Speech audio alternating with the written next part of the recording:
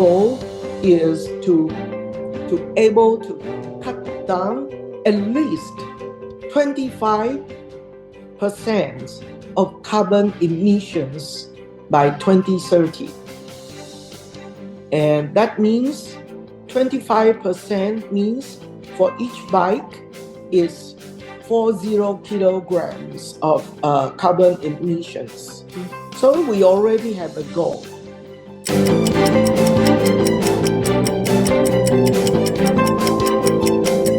In 2023, we have very clear that we ask all our members, all the members, that you have to do your internal sustainability audit. At least you have to find out what is your carbon emission. And this is not only for the assembler, but also the level 2 and the level 3 suppliers. They have to start their own, and then they have to work upstream to their vendors. Most of our factory, we already change our motors, so that is more efficient, more energy saving. We already finish our internal audit.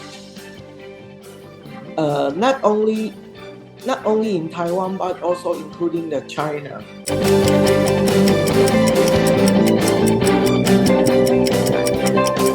Okay, that is a very, very interesting question, because, of course, no, we already submit all the application form, but up to now, we still haven't received any reply from the government. Maybe the government thinks the bicycle industry, we have very good record. Maybe government will support us to do this bus. So they want to, get involved. So, and then they still cannot figure out how to get involved.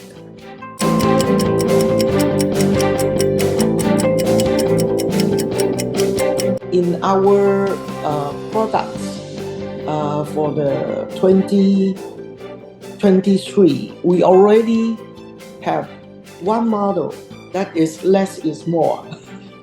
Okay, we have to test the water, see how the consumer react, and we have more to come. Believe me, we have more to come. But the most important of all is we already integrate this kind of ESG concept into our culture, into our value. I think if we want to have design that is ESG, that is sustainability, people have got to believe in it. Otherwise, without believing in it, you cannot come up with a design.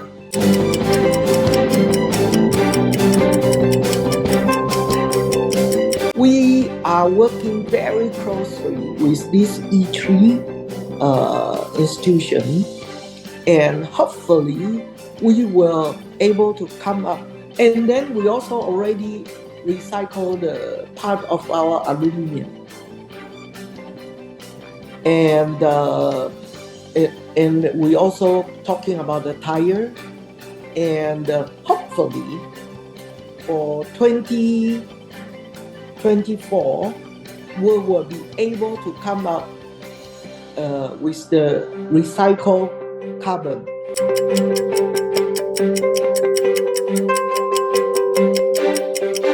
Main problem is, of course, is the technology, because we have all the intentions, and such as all the aluminum bicycle, before the painting, they need to be treatment, and that treatment chemical is very harmful.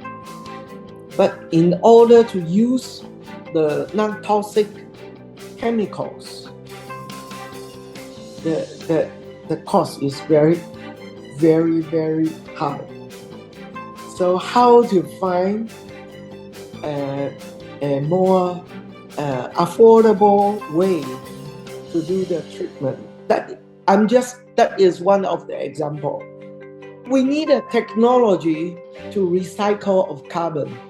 We need a technology of recycle of aluminum.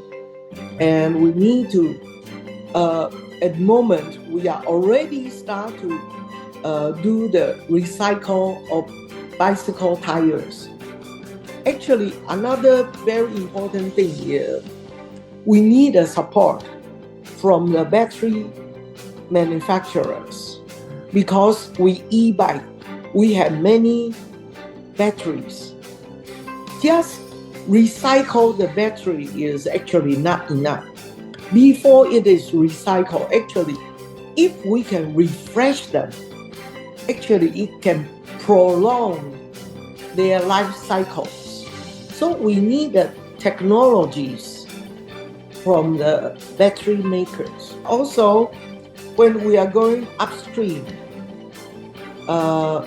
maybe our vendor will say, yeah, we did.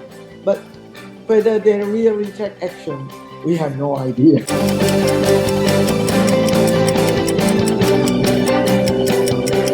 We are not government. So we need the support from the government to set up a more strict rules. So all we have to do is to ask our vendor must follow the law. So if we say you must follow the law, it is more easy for us to say you must follow the ESG regulations. I have a strong confidence if we really can work with CONEDI, with EVMA, I think our possibility of success will increase a lot. Whoever is supporting the sustainability is the supporter of ESG. We are willing to work with them no matter what. I strongly believe ESG is not just something very fancy. So we know what we can do. So whoever is willing to cooperate with us, we are very happy to share our knowledge and also cooperate. And we also welcome any of if they are willing to share their experience with us, we will be more than grateful.